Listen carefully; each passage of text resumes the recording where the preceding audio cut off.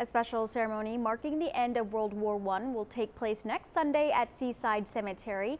And as our Brian Burns reports, members of the American Legion, Patriot Band, and Honor Guard will be remembering veterans who gave their lives during that war.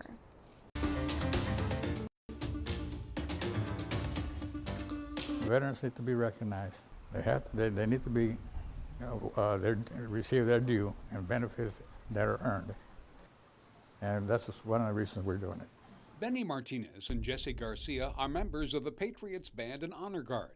With the help of Seaside Cemetery, next Sunday they will mark the 100th anniversary of the end of World War I.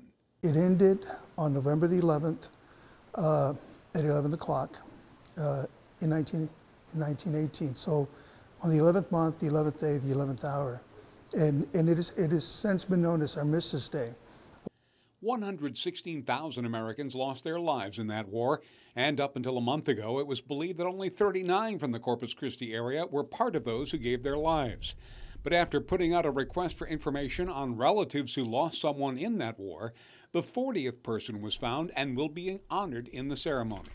When we have received feedback from several folks, families in the area, that we had no idea that they are descendants of those folks that were involved in World War I.